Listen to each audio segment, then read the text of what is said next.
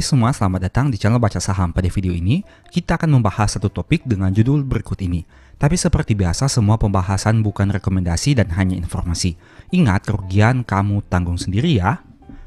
Nah, sebelum membahas video ini lebih lanjut, saya mau menampilkan satu artikel yang mungkin bisa berguna bagi kamu. Artikel ini saya kutip dari liputan6.com dengan judul 24 emiten sudah buyback saham tanpa RUPS, segini nilainya. Artikel ini ditulis pada tanggal 9 Mei tahun 2025. Artikelnya sebagai berikut. Otoritas Jasa Keuangan atau OJK bersama Bursa Efek Indonesia atau BEI mengambil sejumlah langkah strategis untuk meredam tekanan di pasar keuangan akibat dinamika global yang masih tinggi. Salah satu kebijakan yang ditempuh adalah memberikan kelonggaran bagi emiten untuk melakukan pembelian kembali saham atau buyback tanpa melalui rapat umum pemegang saham, sebagaimana diatur dalam peraturan OJK. Kepala Eksekutif Pengawas Pasar Modal Keuangan Derivatif dan Bursa Karbon OJK mengungkapkan hingga periode 20 Maret sampai 30 April 2025, tercatat ada 32 emiten yang mengajukan rencana buyback tanpa RUPS dengan alokasi dana mencapai 16,90 triliun. Namun baru sebagian yang telah terrealisasi. Dari 32 emiten tersebut, terdapat 24 emiten yang telah melakukan pelaksanaan buyback dengan nilai realisasi sebesar 937,42 miliar atau sebesar 5,55%. Jadi, masih 5,55%. Selain kebijakan buyback, OJK dan Bursa Efek Indonesia juga mengambil langkah teknis lain untuk meredam gejolak pasar, termasuk penundaan pembiayaan transaksi short selling, penyesuaian batas trading halt saat IHSG anjlok signifikan, serta penerapan mekanisme asymmetric auto rejection. Nah, setelah melihat artikel tadi, saya tertarik membahas kondisi pasar saham kita pada tanggal 14 Mei tahun 2025 ini. Seperti yang kamu tahu, banyak saham besar yang harganya mengalami kenaikan dengan sangat signifikan. Sebut saja Adaro yang naik 3,2%, ada BCA yang naik 3,06%, BNI yang naik 6,5%, BRI yang naik 6,5%, BJTM yang naik 2,9%, Mandiri yang naik 5,8%, BNGA yang naik 5,2%, dan lain sebagainya. Pertanyaannya, kenapa hal ini bisa terjadi? Apakah ada kaitan dengan terkait rencana buyback dari saham-saham tertentu? Nah, jika kita hitung, ini merupakan rekapan yang saya buat secara manual. Jadi, saya mau disclaimer dulu. Silahkan kamu cek lagi di sumber resminya untuk mengantisipasi apabila terdapat kesalahan pengetikan atau perhitungan data.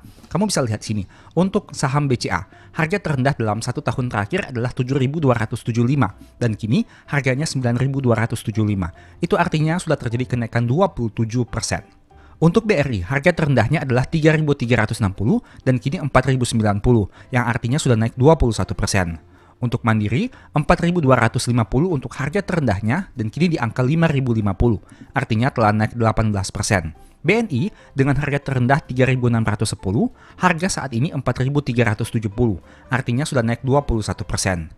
BNGA harga terendahnya 1.550 dan kini 1.800, artinya naik 16%.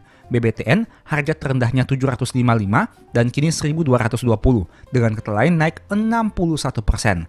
NISP harga terendahnya 1.195 dan kini 1.335, naik 11%. Adaro harga terendah 1.600 dan kini 1.915, naik 19%. Dan PTBA harga terendahnya 2.250 dan kini 2.790, naik 24%. Nah, dari data tadi kamu bisa lihat harga saham big caps dan saham-saham second liner lainnya mengalami kenaikan yang sangat drastis pada hari ini, tanggal 14 Mei tahun 2025. Pertanyaannya, apakah hal itu hanya sebentar saja ataukah akan terbang lebih tinggi lagi? Nah, berikut ini beberapa poin penting yang perlu kamu ingat terkait hal tersebut. Pertama, harga naik karena yang beli lebih banyak dibandingkan yang jual. Ini tentu sangat berkaitan dengan hukum ekonomi. Jika yang beli lebih banyak daripada yang jual, harga akan naik. Sebaliknya, jika yang jual lebih banyak daripada yang beli, harga akan turun. Itu artinya pada tanggal 14 Mei ini, lebih banyak yang beli dibandingkan yang jual. Tapi kita harus cari tahu lagi. Pertanyaannya, siapa yang beli? Apakah perusahaan itu melakukan buyback? Apakah investor individual domestik? Apakah investor asing? Apakah investor institusi? Dan lain sebagainya. Kedua, kenapa mereka melakukan pembelian? Apakah memang untuk tujuannya jangka panjang karena melihat pasar saham kita sudah sangat murah, ataukah mereka memiliki suatu maksud tertentu? Ini merupakan poin penting yang sebaiknya kamu lihat dan analisa terlebih dahulu, agar supaya kamu bisa mengetahui kenapa harga bisa naik dengan sangat signifikan dan kenapa banyak yang melakukan pembelian untuk saham-saham tersebut. Pertanyaan intinya ada dua, siapa yang beli dan kenapa mereka melakukan pembelian. Jika kamu sudah tahu terkait jawaban dari pertanyaan nomor 1, yang kedua, tidak selamanya harga akan turun terus. Jika kinerjanya bagus, akan ada saatnya naik lagi. Kita tentu sudah sering membahas hal ini di mana banyak juga influencer atau para analis yang mengatakan untuk saham-saham yang fundamentalnya masih bagus, kinerjanya masih tumbuh meskipun harga sahamnya mengalami penurunan, tapi di masa depan dipercaya harga sahamnya akan kembali naik lagi.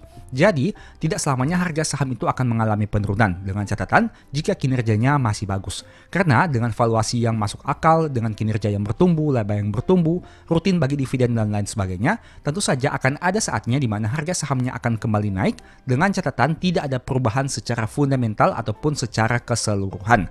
Nah, ini merupakan poin kedua yang dipercaya oleh para investor jangka panjang. Tidak hanya itu, banyak juga yang berpikir bahwa saat harga sahamnya mengalami penurunan, dividen yield yang akan diperoleh menjadi semakin besar jika mereka membeli di harga bawah. Artinya, mereka tidak hanya memperoleh yield yang lebih tinggi, tapi juga memiliki potensi capital gain yang lebih besar. Ketiga, meski terjadi kenaikan yang cukup besar untuk harga saham, tapi pada kenyataannya banyak saham yang belum kembali ke harga tertingginya. Ingat, banyak saham yang belum kembali ke harga tertingginya. Dengan kata lain, sebenarnya masih banyak yang nyangkut di harga atas. Artinya, meskipun pada hari ini terjadi kenaikan yang sangat luar biasa untuk beberapa saham, tapi pada kenyataannya jika kita lihat dalam grafik harga jangka panjangnya, angka saat video ini dibuat di tanggal 14 Mei tahun 2025 belum bisa dikatakan tinggi karena belum mencapai all time high dari harga yang pernah mereka capai sebelumnya. Dan selain itu, banyak juga para investor yang melakukan pembelian di harga atas. Sehingga meskipun harga sahamnya naik cukup signifikan pada satu hari, tapi saya cukup yakin banyak yang sebenarnya masih mengalami nyangkut. Keempat, konsep dividen trap untuk beberapa saham besar di tahun 2025 tidak berlaku. Malahan, yang diperoleh dividen gain dan capital gain.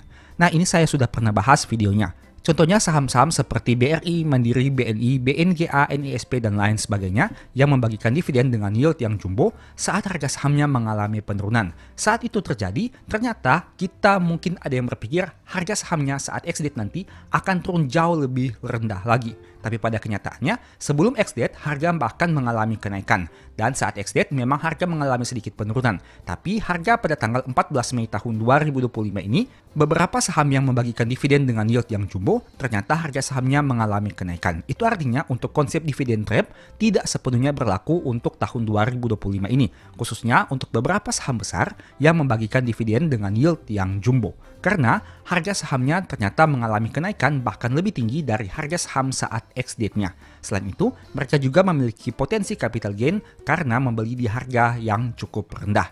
Ini merupakan poin yang menarik di tahun 2025 karena beberapa orang bisa memperoleh dua keuntungan yaitu dividend gain dan capital gain. Poin kelima, harga saham yang naik terlalu cepat bisa saja turun lagi. Jadi pastikan jangan FOMO dan selalu berpikir dengan logis. Ingat, ini merupakan kenaikan satu hari saja. Kita perlu melihat beberapa waktu ke depannya. Apalagi kita masih berada pada pertengahan tahun, yang mana biasanya dikenal harga saham akan mengalami penurunan pada pertengahan tahun. Dengan berbagai istilah, contohnya misalkan sell in May and go away. Ada juga terkait beberapa sentimen negatif yang lainnya yang mungkin akan terjadi di pertengahan tahun. Itu artinya meskipun harga saham naik dalam satu hari, kamu tidak boleh terlalu euforia, tapi perlu pastikan agar supaya kamu masih bisa berpikir dengan logis. Dan poin keenam, pikirkan dua hal ini. Jika harga terus naik, apa yang akan dilakukan? Jika harga kembali turun, apa yang akan dilakukan? Dengan berpikir dua arah ini, kamu bisa memiliki mitigasi risiko yang baik dan di sisi yang lain, kamu bisa memaksimalkan profit yang mungkin bisa kamu peroleh.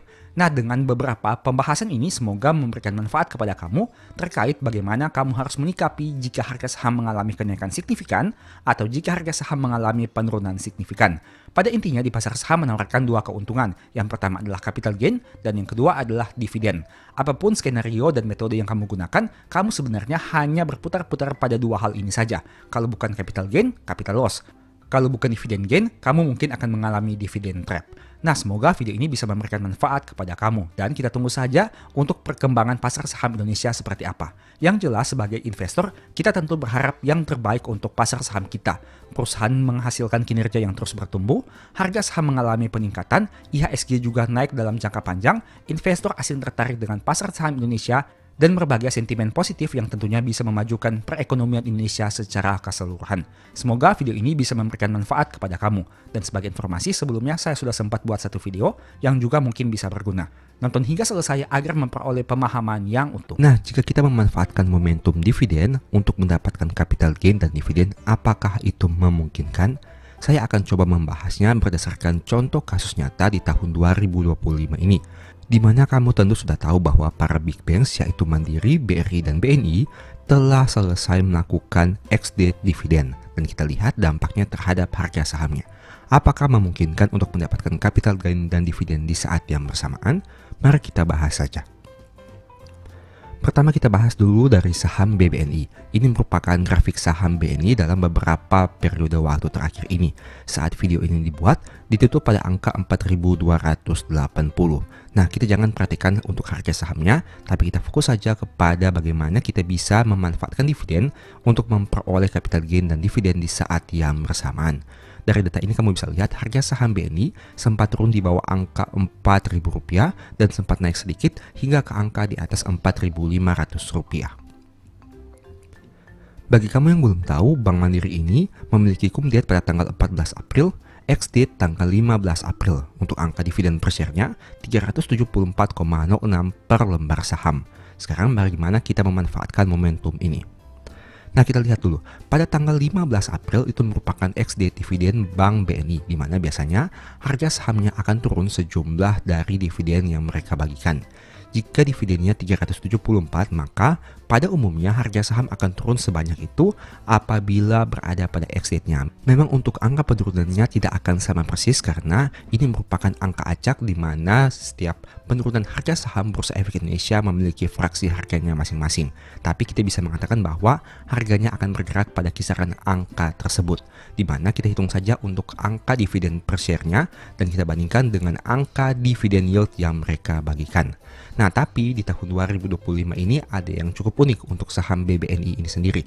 Jika kamu lihat saat ex-date-nya memang harga sahamnya ditutup pada angka minus 5,93%. Tapi jika dibandingkan dengan dividen per share yang dibagikan dengan angka 374, angka dividen per share ini mungkin bisa memberikan yield bahkan di atas 8% kepada pemegang sahamnya, dengan catatan membeli di harga yang relatif lebih rendah. Kita lihat untuk detailnya di sini. Pada tanggal 15 saat ex-date-nya, BBNI berada pada angka terendah yaitu 4.270.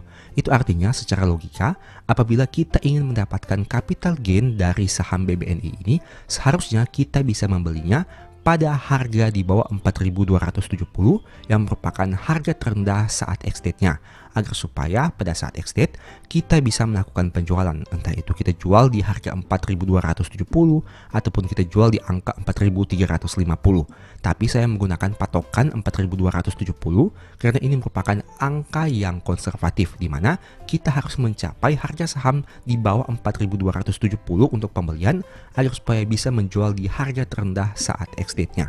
Bagaimana dampaknya? Mari kita lihat. Untuk data yang saya stabilo berwarna hijau ini merupakan angka-angka harga saham BBNI yang berada di bawah 4.270. Dengan kata lain, sebelum ex-date sebenarnya BNI ini sempat bergerak pada angka yang di bawah dari harga penutupan saat ex-date-nya, yang mana harga terendahnya yaitu 4.270.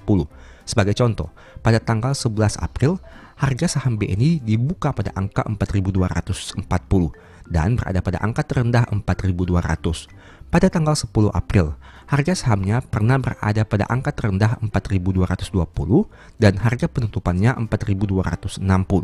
Pada tanggal 9 April, harga pembukaannya 4.030. Harga tertingginya 4.140, harga terendahnya 3.970, dan harga penutupannya 4.040. Bahkan pada tanggal 9 April ini, semuanya baik itu harga pembukaan, tertinggi, terendah, dan maupun penutupan, semuanya lebih rendah dari harga terendah di ex-date tanggal 15 April ini. Begitu juga dengan tanggal 8 April yang kamu tahu bersama bahwa harga saham mengalami penurunan secara drastis. Bahkan harga saham BNI pernah turun hingga di angka 3.610. Pada tanggal 27 Maret, harga sahamnya pernah berada pada angka terendah 4.110 dan ditutup pada angka 4.240. Nah, ini yang menarik. BNI melakukan RUPS pada tanggal 26 Maret tahun 2025. Bisa kamu lihat berdasarkan garis merah yang saya tempatkan di sini. Dan itu artinya pada tanggal 26 Maret tahun 2025 harusnya kamu sudah mengetahui angka dividen per share yang akan dibagikan oleh perusahaan, yaitu 374 per lembar saham. Tapi katakanlah misalkan tanggal 26 Maret itu kamu belum tahu dan kamu baru mengetahuinya di tanggal 27 Maret atau keesokan harinya. Bisa kamu lihat pada tanggal 26 maupun tanggal 27 Maret, BNI ini pernah berada pada angka harga saham di bawah angka terendah saat ex-date di tanggal 15 ini. Seperti misalkan pada tanggal 26 Maret, harga pembukaannya adalah 4.010, harga penutupannya 4.250. Pada tanggal 27 Maret, harga pembukaannya 4.250, harga terendahnya 4.110 dan penutupannya 4.240. Dengan kata lain, misalkan kita balik kepada masa lalu. Di tanggal 26 Maret tahun 2025, kamu sudah tahu nih bahwa BNI akan bagikan dividen 374 dan kamu tertarik untuk melakukan pembelian. Katakanlah, kamu melakukan pembelian untuk saham ini pada keesokan harinya karena mengingat kamu mengetahui informasi tersebut sudah tutup bursa. Nah, di tanggal 27 Maret misalnya kamu membelinya pada harga pembukaan yaitu 4.250 dan itu artinya meskipun saat X di tanggal 15 ini harganya turun dari 4.280 ke angka 4.270, tapi kamu masih tetap menghasilkan capital gain meskipun selisihnya sangat sedikit. Tapi pada saat ini kamu bertujuan untuk memperoleh dividen dengan angka 374. Dengan kata lain, dividen yang kamu terima, sahamnya bisa kamu jual dengan tidak mengalami kerugian dari sisi capital loss. Dan di sisi yang lain, kamu dapat dividennya. Dengan kata lain juga, untuk sistem dividen trap ini tidak berlaku untuk mereka yang memanfaatkan momentum ini untuk tahun 2025. Pada pertama ini kita bahas dari saham BBNI. Nah, sekarang kita bahas dari saham BBRI. Ini merupakan grafik harga sahamnya. Seperti tadi, BRI juga pernah turun di bawah 3.500 dan pernah sedikit naik di angka di atas Rp4.000. Nah, ini merupakan informasi dividen BRI dengan angka dividen per share 208 per lembar, cum date 10 April dan ex date 11 April. Kita fokus saja kepada angka di ex date-nya yaitu 11 April. Ini merupakan informasi harga saham BRI di tanggal 11 April, di mana pernah berada pada angka terendah yaitu 3.590. Dan kita lihat beberapa waktu sebelum ex-date ternyata harga saham BRI ini bahkan pernah turun di bawah harga terendah saat ex-date-nya yaitu 3.590. Contohnya saja di tanggal 8 April dibuka pada angka 3.460 dan berada pada angka terendahnya 3.450. Pada tanggal 24 Maret harga terendahnya 3.520. Pada tanggal 21 Maret, harga terendahnya 3.550. Pada tanggal 18 Maret, harga terendahnya 3.500. Tanggal 28 Februari, harga pembukaannya 3.500, tertingginya 3.540, terendahnya 3.360, dan harga penutupannya 3.350. Itu artinya ada beberapa tanggal di mana kamu bisa memperoleh harga saham BRI dengan angka di bawah dari harga terendah saat ex-date-nya, yaitu tanggal 11 April tahun 2025. Menariknya, pada saat RUPS, tanggal 24 Maret tahun 2025, harga saham BRI ini pernah berada pada angka terendah, yaitu 3.520 yang mana lebih rendah dari harga terendah saat ex-date-nya dengan nominal 3.590. Tapi katakanlah sama seperti BNI, tanggal 24 Maret kamu tidak sempat melakukan pembelian dan kamu menunggu hingga beberapa hari kemudian. Nah, pada tanggal 8 April tahun 2024, saat pasar saham dibuka setelah libur lebaran, kamu bisa lihat harga sahamnya sempat turun cukup signifikan. Bahkan BRI sempat turun hingga 10,12% dalam satu hari. Nah, itu artinya kamu bisa memanfaatkan momentum ini untuk melakukan pembelian sehingga saat ex-date, kamu bisa menjualnya dengan harga yang lebih tinggi dan memperoleh dividen. Kemudian kita bahas saham ketiga yaitu saham BMRI. Bisa kamu lihat di sini, harga sahamnya sempat turun di bawah 4.500, tapi sempat juga naik di atas Rp5.000. Sebagai informasi, dividen Bank Mandiri 466 per lembar, cum date 11 April dan ex date 14 April. Kita lihat, pada tanggal 14 April tahun 2025, harga terendahnya 4.650. Dan ada beberapa tanggal juga, harga sahamnya pernah berada di bawah harga terendah saat ex-date. Contohnya seperti tanggal 9 April, harga pembukaannya 4.630. Tanggal 8 April, harga pembukaannya 4.500. Tanggal 25 Maret tahun 2025 saat RUPS, harga pembukaannya 4.500. Tanggal 24 Maret, harga pembukaannya 4.350 dan seterusnya. Nah, menariknya juga sama seperti BNI maupun BRI. Untuk Bank Mandiri ini juga memiliki pola yang sama, di mana harga sahamnya ternyata pernah turun lebih rendah dari harga terendah saat ex-date-nya, yaitu 4.650. Sehingga hal yang sama bisa kamu manfaatkan sebagai momentum. Nah, kemudian akan jadi pertanyaan kepada kita. Kan kita tidak tahu harga terendah saat ex-date-nya nanti akan berada pada angka di mana. Bagaimana cara kita mengantisipasi hal tersebut? Tapi sebelum saya membahas lebih jauh, saya mau disclaimer dulu. Ini merupakan strategi ataupun trik yang bisa kamu lakukan yang bisa meminimalisir potensi dividen trap, tapi tidak bisa menghilangkan potensinya. Jadi artinya setiap potensi resiko itu tetap ada, kamu juga mungkin bisa mengalami potensi dividen trap di kemudian hari dengan menerapkan hal ini. Tapi ingat, setidaknya jika kamu menerapkan strategi ini, kamu bisa meminimalisir sedikit saja potensi resiko yang mungkin bisa terjadi. Memang tidak bisa menghilangkannya.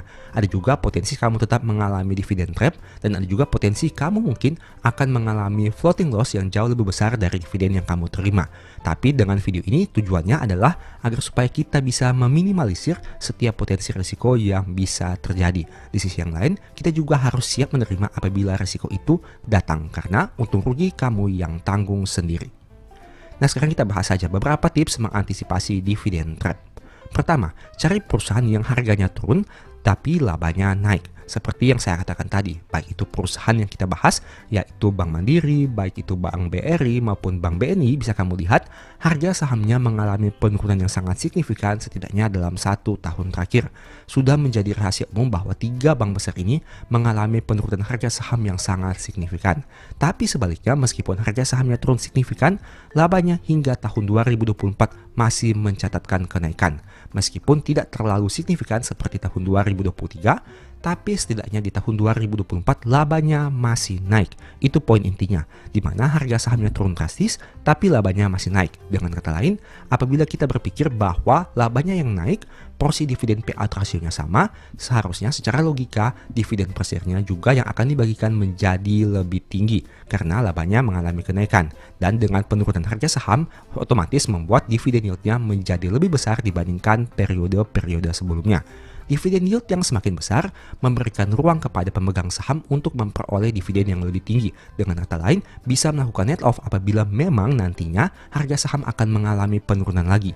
Karena misalkan kita memperoleh dividen sekitar 10%, tapi harga sahamnya turun misalkan katakanlah 5%. Meskipun kita mencari dividennya apabila katakanlah harga sahamnya tetap turun, kita masih memiliki selisih keuntungan sebesar 5%. Tips kedua, pastikan perusahaan yang harganya turun itu tidak kemahalan. Ini juga penting karena bisa saja harga saham yang turun itu bukan karena sedang koreksi saja, tapi karena memang harganya sudah mahal. Alhasil saat membagikan dividen saat ex-date, harganya turun lebih dalam lagi. Dan pada akhirnya bukan kembali naik, tapi turun lebih dalam lagi. Kamu mungkin sudah tahu beberapa saham yang pernah saya bahas di channel Baca Saham ini, di mana harga sahamnya mungkin sudah terlalu tinggi sehingga harga sahamnya kemudian mengalami penurunan karena valuasinya yang sudah kemahalan. Nah, itu juga merupakan hal penting yang harus kamu lihat. Pastikan perusahaan yang harganya turun itu tidak kemahalan. Kita bisa menggunakan beberapa alternatif valuasi, contohnya seperti PBV, PER, dan lain sebagainya. Tips ketiga, cek histori dividen payout ratio, apakah stabil atau tidak. 3 saham yang kita bahas tadi, baik itu BRI, Mandiri maupun BNI, memiliki dividen payout ratio yang cenderung stabil dalam beberapa tahun terakhir. Dan kamu bisa menerapkan hal yang sama untuk melihat saham-saham incaran kamu, apakah dividen payout rasionya itu stabil atau tidak. Karena dividen payout ratio itu kembali lagi akan mempengaruhi berapa besar dividen per share yang akan kamu terima. Semakin stabil, kamu jadi semakin bisa memprediksinya. Semakin tidak stabil, kamu jadi memiliki risiko yang lebih besar di kemudian hari. Apabila dividen per share-nya tidak sesuai dengan harapan, harga sahamnya mengalami penurunan dan alhasil kamu rugi double. Yang pertama, kamu rugi karena ekspektasi dividen tidak sesuai dengan harapan. Yang kedua, kamu rugi karena harga sahamnya mengalami penurunan. Tips keempat, lihat di media sosial.